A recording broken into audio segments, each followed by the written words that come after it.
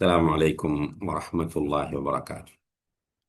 الحمد لله رب العالمين والعاقبة للمتقين ولا عدوان إلا على الظالمين، والصلاة والسلام على أشرف الأنبياء والمرسلين وعلى آله وأصحابه أجمعين، أما بعد. اللهم علمنا ما ينفعنا وانفعنا بما علمتنا وزدنا علما يا رب العالمين. அன்புள்ள சகோதர சகோதரிகளே, அல்லாஹுடைய பேரருளால் புனிதமிகு ரமலான் மாதத்திற்கு பிறகு மீண்டும் அல்லாஹுடைய கலாமாகிய அல் குர்ஆனுடைய இந்த விளக்க வகுப்பிலே நாம் எல்லோரும் இணைந்திருக்கிறோம். அல்ஹம்துலில்லாஹ். உண்மையிலே அல் குர்ஆன் இந்த உலகத்திற்கு வழிகாட்டியாக, தக்குவா உள்ள மக்களுக்கு வழிகாட்டியாக இருந்து கொண்டிருக்கிறது. இந்த குர்ஆன் ஒளியாகவும் மருந்தாகவும் வாழ்க்கைக்குரிய வெளிச்சமாகவும் இருக்கிறது. அல் குர்ஆனோடு வாழுகிறவர்கள் நிச்சயமாக கைசேதப்பட மாட்டார்கள், தோல்வி அடைய மாட்டார்கள். இந்த உலகத்திலும் அவர்கள் நிம்மதியாக வாழுவார்கள், மறுமையிலே உயர்ந்த இடத்திலே இருப்பார்கள். அல்லாஹு தஆலா அப்படியான ஒரு பாக்கியத்தை நாம் எல்லோருக்கும் தர வேண்டும். அல் குர்ஆனிய மனிதர்களாக, அல் குர்ஆனோடு வாழக்கூடிய மக்களாக என்னையும் உங்களையும் அல்லாஹு தஆலா ஆக்கி அருள வேண்டும். அன்புள்ள சகோதர சகோதரிகளே, இந்த தொடர் தப்சீர் வகுப்பிலே சூரத்துல் பக்ராவினுடைய 255வது வசனங்கள் வரைக்குமான விளக்கங்களை நாம் கடந்த வகுப்புகளிலே பார்த்திருந்தோம். அல்ஹம்துலில்லாஹ். இன்றைய வகுப்பிலிருந்து 256வது வசனத்தை நாம் ஆரம்பிக்க இருக்கிறோம். இந்த 256வது வசனத்தில் அல்லாஹு தஆலா சொல்கிறான், லா இக்ராஹ ஃபித்தீன் கத் தபையன الرشد من الغي فمن يكفر بالطاغوت ويؤمن بالله فقد استمسك بالعروة الوثقى لا انفصام لها والله سميع عليم. லா இக்ராஹ ஃபித்தீன், இந்த மார்க்கத்தை ஏற்றுக்கொள்வதில், இந்த மார்க்கத்தை தழுவுவதில் எவ்விதமான நிர்பந்தமும் இல்லை. கத் தபையன الرشد من الغي, வழிகேட்டிலிருந்து நேர்வழி மிக தெளிவாகிவிட்டது. கத் தபையன الرشد من الغي, வழிகேட்டிலிருந்து நேர்வழி தெளிவாகிவிட்டது. فمن يكفر بالطاغوت ويؤمن بالله, யார் தாகூத்துக்களை நிராகரித்து அல்லாஹுவை ஈமான் கொள்கிறாரோ, فقد استمسك بالعروة الوثقى, அவர் நிச்சயமாக அறுந்து போகாத பலமான கயிற்றை பற்றிப்பிடித்துக் கொண்டவராவார். வல்லாஹு சமீஉன் அலீம், அல்லாஹ் யாவற்றையும் நுணுக்கமாக செவியேற்பவனாகவும் எல்லாவற்றையும் நன்கறிந்தவனாகவும் இருக்கிறான் என்று இந்த வசனத்திலே அல்லாஹு தஆலா சொல்லி காட்டுகிறார். அன்புள்ள சகோதர சகோதரிகளே, 255வது வசனம் ஆயத்துல் குர்சி. அந்த ஆயத்துல் குர்சியிலே அல்லாஹு தஆலா தீனுல் இஸ்லாத்தை பற்றி சொல்லியிருக்கிறார், சரியான ஈமானை பற்றி சொல்லியிருக்கிறார், நேர்வழியை பற்றி சொல்லியிருக்கிறார். அல்லாஹ் எப்படிப்பட்டவன், அவனுடைய சிஃபாத்துகள் என்ன, அவனுடைய அதாவது வல்லமைகள், ஆற்றல்கள், அவனுடைய தனித்துவமான பண்புகள் என்பவற்றையெல்லாம் அல்லாஹு தஆலா அந்த ஆயத்துல் குர்சியிலே சொல்லிவிட்டு, லா இக்ராஹ ஃபித்தீன், அல்லாஹு தஆலா இப்படியானவனாக இருக்கிறான், அவனுடைய மார்க்கம் இவ்வாறு இருக்கிறது. இந்த மார்க்கம் ஒரு இயற்கையான மார்க்கமாகும். தீனுல் ஃபித்ரா என்று சொல்வார்கள். இயற்கையான மார்க்கம் என்றால் தீனுல் ஃபித்ரா. இந்த உலகத்தில் பிறக்கிற ஒவ்வொரு குழந்தையும் ஃபித்ராவுடனேயே பிறக்கிறது. அதாவது இந்த மார்க்கத்தை ஏற்றுக்கொள்ளக்கூடிய ஒரு இயல்பான நிலையில்தான் பிறக்கின்றன. அப்ப இந்த மார்க்கம் இயல்பானது, இயற்கையோடு ஒத்திச் செல்லக்கூடியது. எனவே ஒரு மனிதன் இந்த மார்க்கத்தை படித்தால் இயல்பாக அவனுடைய மனம் அதை ஏற்றுக்கொள்ளும். இந்த மார்க்கத்தை நீ ஏற்றுக்கொள்ள வேண்டும் என்று நிர்பந்திக்க வேண்டிய எந்த அவசியமும் கிடையாது.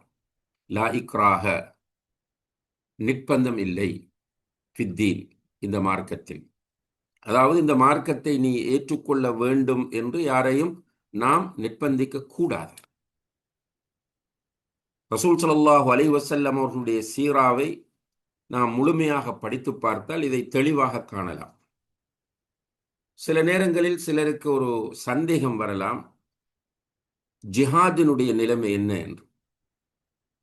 ஜிஹாத் என்பது ஒருவரை இஸ்லாத்தில் நுழைவிப்பதற்காக மேற்கொள்ளப்படக்கூடிய ஒரு போராட்டம் கிடையாது. இஸ்லாம் உயர்ந்த மார்க்கம் என்பதை காட்டுகிற ஒன்றுதான் ஜிஹாத் ஆகும். அதுவும் ஏற்கனவே நாம் தொடர்ச்சியாக இந்த வகுப்பிலே சொல்லிக் கொண்டு வரக்கூடிய விஷயம். ரசூல் ஸல்லல்லாஹு அலைஹி வஸல்லம் அவர்கள் மக்காவில் இருக்கும்போது ஜிஹாத் செய்யவில்லை. காரணம், அவர்களிடத்தில் ஒரு அரசாங்கம் இருக்கவில்லை, ஆட்சி இருக்கவில்லை.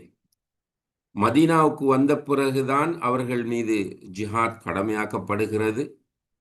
அந்த ஜிஹாதை அவர்கள் ஒரு நாட்டின் ஆட்சியாளராக இருக்கிற நிலையில்தான் அவர்கள் பிரகடனப்படுத்தினார்கள். தனிக்குழுக்கள், தனி மனிதர்கள் நினைத்த மாதிரியான போராட்டங்களை மேற்கொள்வதற்கு ஜிஹாத் என்று இஸ்லாத்தில் சொல்லப்படுவதில்லை. இதை நம்ம திரும்ப திரும்ப சொல்ல வேண்டிய தேவையும் இருக்கிறது, பரப்ப வேண்டிய தேவையும் இருக்கிறது. ஏனென்றால் முஸ்லிம் அல்லாதவர்கள் என்று நினைத்து கொண்டிருக்கிறார்கள், முஸ்லிம்கள் முஸ்லிம் அல்லாதவர்களை கொல்வதற்காக பயன்படுத்தக்கூடிய ஒன்றுதான் ஜிஹாத் என்று சொல்லி. அப்படி கிடையாது. ஜிஹாத் என்பது இஸ்லாமிய அரசு உருவாகி அந்த ஆட்சிக்கு எதிரான அடக்குமுறைகளும் அநியாயங்களும் தலை தூக்கிய போது மேற்கொள்ளப்பட்ட ஒரு இராணுவ ரீதியான படையெடுப்பு.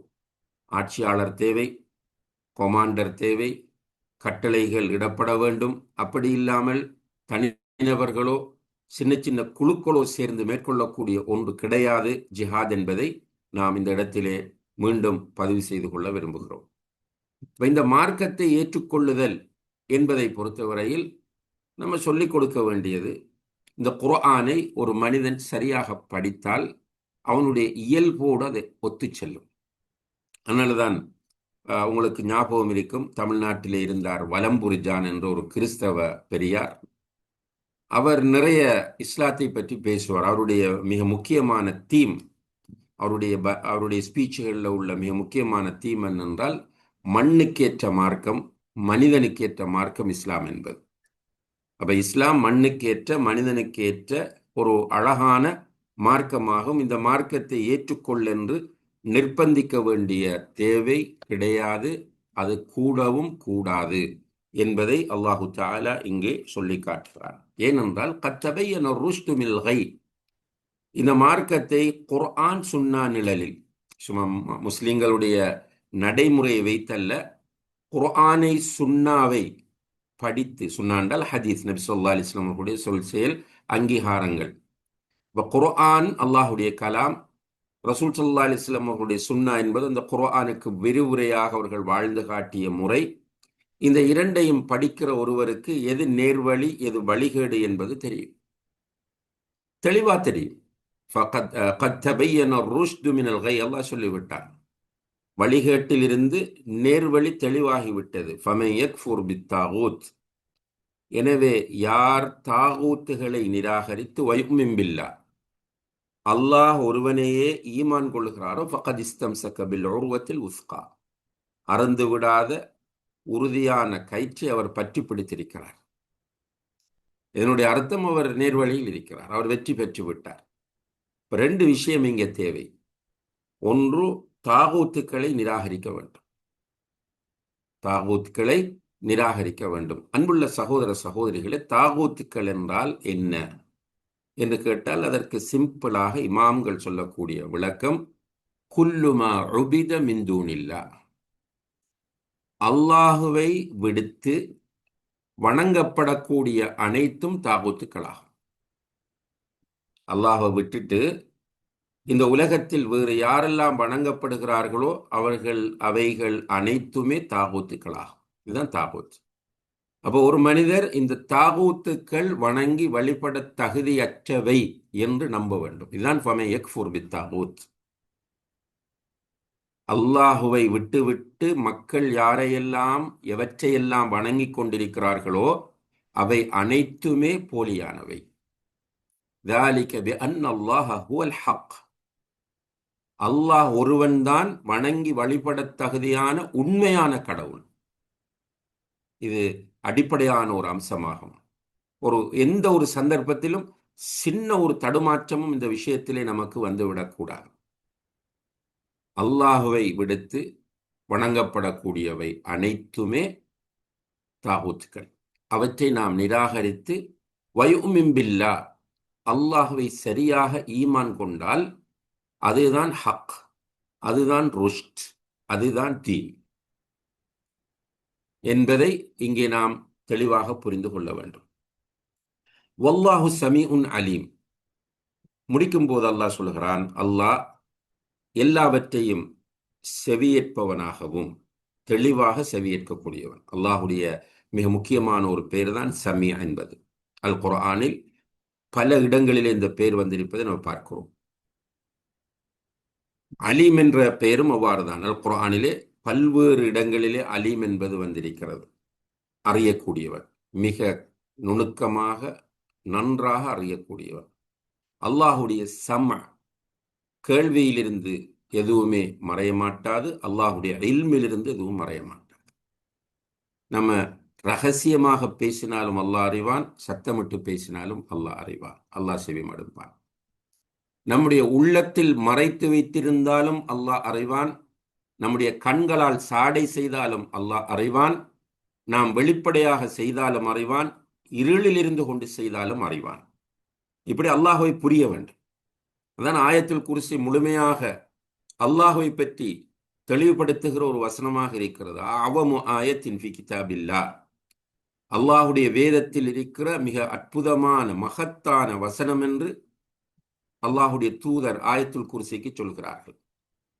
அல்லாஹுவை புரிவது, அல்லாஹ்வை சரியாக புரிந்து கொண்டால் அன்புள்ள சகோதர சகோதரிகளே, அல்ஹம்துலில்லாஹ், எல்லாமே கிளியர், எல்லாமே ஓகே.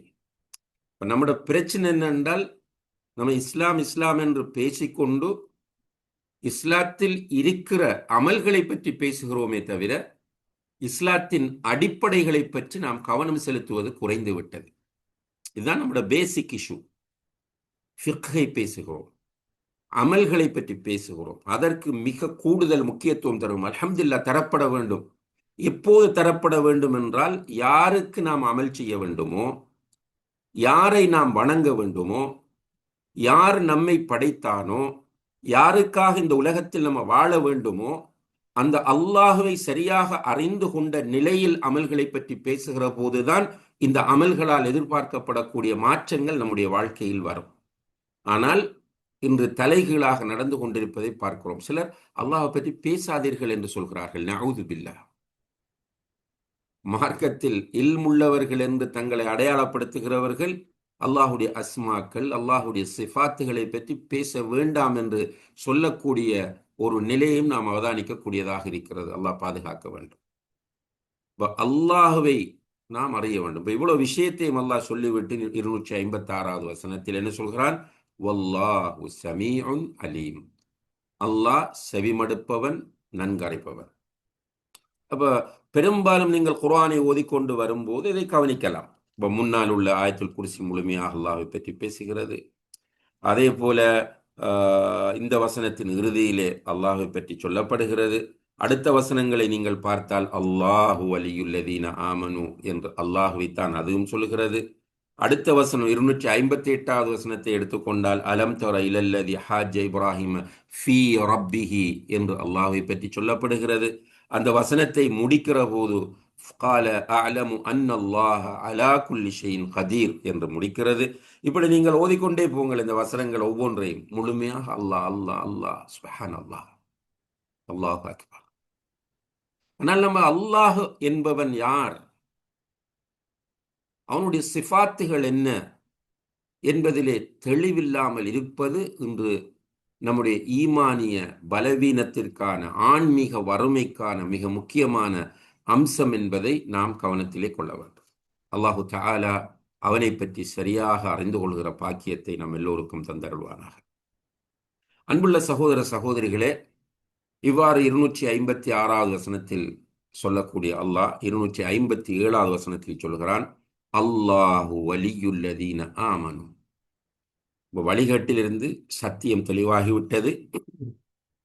இந்த மார்க்கத்தை ஏற்றுக்கொள் என்று நீ யாரையும் நிர்பந்திக்க வேண்டிய அவசியமில்லை. இது இயல்பான மார்க்கம், இயற்கையான மார்க்கம், சுதந்திரமாக சிந்தித்து முடிவெடுக்க வேண்டிய மார்க்கம். ஒரு மனிதன் இந்த மார்க்கத்தை படித்து அதை ஏற்றுக்கொண்டு விட்டால் அவன் யார்? அல்லாஹு வலியுல்லதீன ஆமனு. அல்லாஹுதான் ஈமான் கொண்டவர்களுக்கு பொறுப்பாளன் ஆவான். சுப்ஹானல்லாஹ். இப்படி அல்லாஹ்வை புரிந்து ஈமான் கொள்ளுகிற மக்களுக்கு யார் பொறுப்பு? யார் வலி? அல்லாஹ். நமக்கு டென்ஷன் இருக்காது. இப்ப நீங்கள் பார்க்கலாம், இந்த உலகத்தில் வந்த ரசூல்மார்கள், நபிமார்களுடைய ஹிஸ்டரியை. ஒரு பெரிய தடுமாற்றம் அவர்களிடத்தில் இருக்கவில்லை. பெரிய இக்கட்டான கட்டங்களில் எல்லாம் அவர்கள் கூலாக இருந்திருக்கிறார்கள், ரிலாக்ஸாக இருந்திருக்கிறார்கள். நீங்க பார்க்கலாம், நூஹ் அலை இஸ்லாமாக இருக்கலாம், இப்ராஹிம் அலை இஸ்லாமாக இருக்கலாம், மூசா அலை இஸ்லாமாக இருக்கலாம், ஈசா அலை இஸ்லாம் அவர்களாக இருக்கலாம், இறுதி தூதர் முஹம்மது முஸ்தபா ஸல்லல்லாஹு அலைஹி வஸல்லம் அவர்களாக இருக்கலாம், அல்லது குர்ஆன் சொல்லக்கூடிய மூமின்களை நீங்கள் குர்ஆனில் அடையாளப்படுத்தப்படக்கூடிய மூமின்களுடைய வரலாற்றை எடுத்து பார்த்தால் அந்த மூமின்களாக இருக்கலாம். மிகப்பெரிய நெருக்கடிகள், மிகப்பெரிய கஷ்டங்கள், மிகப்பெரிய சோதனைகள், அது எதிரிகளால், சில நேரங்களில் நோய்கள் மூலம், சில நேரம் குடும்பத்தால் என்றெல்லாம் வரும்போது அவர்கள் நிலை குலையாமல் உறுதியோடு இருந்ததற்கு காரணம் அவர்களுக்கு அல்லாஹுவை பற்றிய புரிதல் இருந்தது. அவர்கள் நம்பினார்கள், அல்லாஹு வலியுல்லதீன ஆமனு. ஈமான் கொண்டவர்களுக்குரிய பொறுப்பாளன், பாதுகாவலன், வலி அல்லாஹ் தான். எனக்கு என்னுடைய பெற்றோரோ, என்னுடைய நண்பர்களோ, அல்லது எனக்கு தொழில் தரக்கூடிய என்னுடைய பொஸ்ஸோ இல்லை. ஒரு பெண்ணுக்கு அவளுடைய கணவன் பாதுகாவலன் அல்ல. இன்னைக்கு என்ன பிரச்சனை என்றால், என்னுடைய கணவன் தான் எனக்கு வலி என்று பெண்கள் ஆக்கிக் கொள்வதனால் ஸ்ட்ரெஸ், கணவனுக்கு அடிமையாக வாழக்கூடிய நிலை, நிம்மதி இல்லை. அவன் மார்க்கத்துக்கு முரணாக பேசுகிறான், அடிக்கிறான், கொடுமைப்படுத்துகிறான், போதை வஸ்துக்களை உட்கொள்ளுகிறான், ஹராமாக சம்பாதிக்கிறான். அவனை விட்டு வெளியே வர பயமா இருக்கு, தலாக் சொல்ல பயமா இருக்கு. யதார்த்தமாக பார்க்கிறோம். ஆனால் அல்லாஹு வலியுல்லதீன ஆமனு என்கிற இந்த பகுதியை ஈமான் கொண்ட ஒருவருக்கு அது சிம்பிளாக இருக்கும். என்றால் அவனை படைத்தது அல்லாஹ். படைத்த அல்லாஹ் பாதுகாப்பான், பொறுப்பாக இருக்கிறான். நமக்கு ரிஸ்க் தாரது அல்லாஹ். இது அல்லாஹ்வை புரிந்து கொண்டாலும், ஈமானிலே உறுதியாகிவிட்டாலும் நமக்கு புரியும். அது வரைக்கும் இப்படி பேசிக்கொண்டே இருக்கலாம், கேட்டுக்கொண்டே இருக்கலாம், ஆனால் அந்த இடத்திற்கு போக மாட்டோம். அன்புள்ள சகோதர சகோதரிகள், அல்லாஹ் சொல்கிறான், அல்லாஹு வலியுல்லதீன ஆமனு. ஈமான் கொண்டவர்களுக்கு பொறுப்பாளன் அல்லாஹ் தான். இதை திரும்ப திரும்ப சொல்லுவோம், நினைத்து பார்ப்போம், நம்புவோம். எனக்கு பொறுப்பு என்னுடைய ரப். அவன் தான் என்னை படைத்தவன். என்னுடைய தாய்க்கும் தந்தைக்கும் என்னிலே எவ்வளவு பெரிய அக்கறை. நம்முடைய பிள்ளைகளில் நமக்கு எவ்வளவு பெரிய அக்கறை. சுப்ஹானல்லாஹ். இந்த பிள்ளைகள் என்னை, என்னுடைய தாயும் தந்தையும் பெற்றார்கள். நாம் நம்முடைய பிள்ளைகளை பெற்றெடுத்தோம், நாம் படைக்கவில்லை. பெற்ற நமக்கே இவ்வளவு அக்கறை என்றால் படைத்த ரப்புல் ஆலமீனுக்கு எவ்வளவு அக்கறை இருக்கும். சுப்ஹானல்லாஹ். ஆனா புரிய முடியாமல் தடுமாறுகிறோம். அன்புள்ள சகோதர சகோதரிகளே, நிச்சயமாக ஈமான் கொண்டவர்களுடைய பாதுகாவலன், பொறுப்பாளன், வலி அல்லாஹ், அல்லாஹ், அல்லாஹ். இத திரும்ப திரும்ப நினைத்து பார்ப்போம், மீட்டிக்கொண்டே இருப்போம். மிகப்பெரிய ஒரு மன அமைதி இந்த உலகத்தில் நமக்கு கிடைக்கும் இன்ஷா அல்லாஹ். அல்லாஹ் நம்மை பொறுப்படுத்தியிருக்கிறார் என்பது புரிந்தால் யுஹ்ரிஜுஹும் மினظுலுமாத்தி இலன்னூர். அல்லாஹ் நமக்கு உதவி செய்வான் வழிகேடுகள், இருள்களில் இருந்து ஒளியை நோக்கி பயணிப்பதற்கு. இருள்களில் இருந்து, பன்மை, ஒளியை நோக்கி, ஒருமை. என்னுடைய அர்த்தம் என்னன்னா, வழிகேடுகள் நிறைய இருக்கும், ஆனால் சத்தியம் ஒன்றுதான். ஹக் ஒன்றுதான், அது தீனுல் இஸ்லாம். நம்ம இயக்கங்களை வைத்து இந்த இஸ்லாத்தை இடை போடுகிற நிலையை மறந்துவிட வேண்டும். சத்தியம் என்பது தீனுல் இஸ்லாம். கால் அல்லாஹ் கால ரசூலுல்லாஹ், அல்லாஹ் கூறுகிறான், அல்லாஹுடைய தூதர் கூறுகிறார்கள் என்பதுதான் தீனுல் இஸ்லாமே தவிர நம்முடைய இயக்கங்கள் சொல்வதும் நம்முடைய அறிஞர்கள் சொல்வதும் தீன் கிடையாது. இந்த குர்ஆனையும் ஹதீஸையும் புரிவதில் சலஃபு சாலிஹீன்களுடைய புரிதலுக்கு நம்ம முன்னுரிமை கொடுப்போம். ஆனால் தீன் என்பது என்ன? கால் அல்லாஹ் கால ரசூலுல்லாஹ். இந்த கொள்கைக்கு நம்ம மாற வேண்டும். இயக்க வளர்ச்சி என்பதை மனதில் தூக்கிக் கொண்டு இயக்கத்திற்காக அலைகிறவர்கள் வல்லாஹி வழிகேட்டில் இருக்கிறார்கள். நமக்கு இயக்கம் அல்ல. எப்போ வந்த இயக்கம் இது? ஜமாத்துகள் எப்போது வந்தவை? ஜமாத்துகளுடைய பணிகள் சிறந்தவை, அல்ஹம்துலில்லாஹ், அதை நம்ம மறுப்பதற்கில்லை. தஅவாவில் ஜமாத்துகள் பங்களிப்பு செய்கின்றன. ஆனா நம்மட ஜமாத்து தான் வெற்றி பெற்ற ஜமாத்து எங்கேயும் இல்லை. சத்தியம் என்பது கால் அல்லாஹ் கால ரசூலுல்லாஹ். இதை தெளிவாக புரிந்து இதன் அடிப்படையில் வாழ்வதற்கு அல்லாஹ் நமக்கு தௌஃபீக் செய்ய வேண்டும். அப்ப துலுமாத் இருள்கள் என்றும் நூர் ஒளி என்றும் அல்லாஹ் இங்கே சொல்லி, அல்லாஹ் மூமின்களின் அதாவது மூமின்களின் பொறுப்பாளன் அல்லாஹ் அவர்களை இருள்களில் இருந்து அல்லாஹ் விடுவித்து ஒளியின் பக்கம் ஆக்குகிறார்.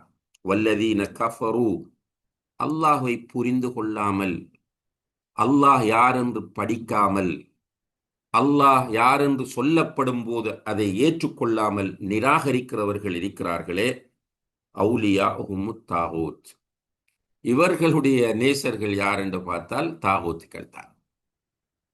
ரப்புல் ஆலமீன் படைத்தவன், உணவளிப்பவன், நிர்வகிப்பவன், எல்லாவித ஆற்றலும் உள்ளவனாக அவன் இருக்கிற போது அவனை விட்டு கபருக்குள் இருக்கிற ஒரு மரணித்தவரிடம், அவர் நல்லவராகவும் இருக்கலாம் கெட்டவராகவும் இருக்கலாம், அவரிடத்தில் போய் பிரார்த்திக்கிற, அந்த கபரிலே அடக்கப்பட்டிருக்கிற மையத்திடத்தில் போய் நேர்ச்சை செய்கிற, அதற்காக அறுத்து பலியிடுகின்ற, அதனிடத்திலே மண்டியிட்டு கிடக்கின்ற ஒரு கேவலமான நிலை யாரிடத்தில் வரும் என்றால் அல்லாஹை புரியாதவர்களுக்குத்தான் வரும்.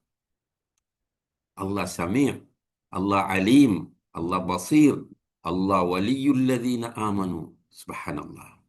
அப்ப நமக்கு டைரக்டாக நேரடியாக அல்லாஹ்விடத்தில் பேச முடியும்.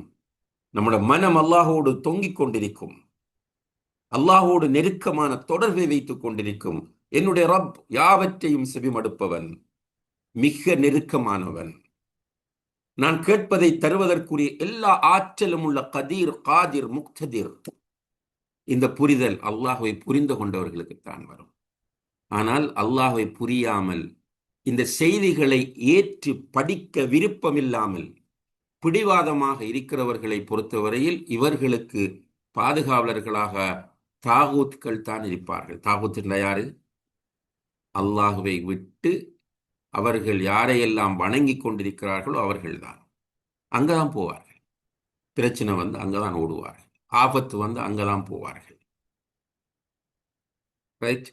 என்ன நடக்கும் என்றால் யுஹ்ரிஜூனஹும் மினன் நூரி இல ظுலுமாத், இந்த தாகூத்துகள் இவர்களை ஒளியிலிருந்து இருளுக்கு கூட்டிட்டு போய்விடுவார், இருள்களுக்கு கூட்டிக் கொண்டு சென்று விடுவார். அப்ப நேர்வழியில் பயணிக்க இந்த தாகூத்துக்கள் விடாது. உலாஇக அஸ்ஹாபுன்னார், இந்த தாகூத்துக்களும் நரகவாதிகள். தாகூத் என்றால் தான் வணங்கப்படுவதை விரும்பிக் கொண்டிருக்கிற தாகூத்துக்கள், அவர்களும் நரகவாசிகள். அந்த தாகூத்துக்களை பின்பற்றுகிறவர்களும் நரகவாசிகள். ஹும் ஃபீஹா ஹாலிதூன், அவர்கள் அந்த நரகத்தில் நிரந்தரமாக இருப்பார்கள் என்று அல்லாஹ் எச்சரிக்கை செய்கிறார். எனவே அன்புள்ள சகோதர சகோதரிகளே, இந்த தெளிவான மார்க்கத்தை குர்ஆன் சுன்னாவின் அடிப்படையில் படிப்போம். அல்லாஹுதான் நம்முடைய வலி என்பதை ஈமான் கொள்ளுவோம், அந்த உறுதியோடு வாழுவோம் இன்ஷா அல்லாஹ். இந்த உலகத்தில் கணவன், மனைவி, பெற்றோர், பிள்ளைகள், எஜமானன், தொழிலாளி, அதிகாரி, அதிகாரம் குறைந்தவன், என்கிற நிலையெல்லாம் வெறும் பெயர்களே தவிர உண்மையிலேயே நமக்குரிய பாதுகாவலனும் பொறுப்பாளனும் அல்லாஹ் ஒருவன்தான் என்பதுதான் இந்த மார்க்கம் சொல்லுகிற ஒரு அற்புதமான செய்தியாகும். அதை புரிந்து அதன் அடிப்படையில் வாழ எல்லாம் வல்ல அல்லாஹ் நம் எல்லோருக்கும் தௌஃபிக் செய்வானாக. وآخر دعوانا أن الحمد لله رب العالمين والسلام عليكم ورحمة الله وبركاته. سبحانك اللهم وبحمدك أشهد أن لا إله إلا أنت أستغفرك وأتوب إليك.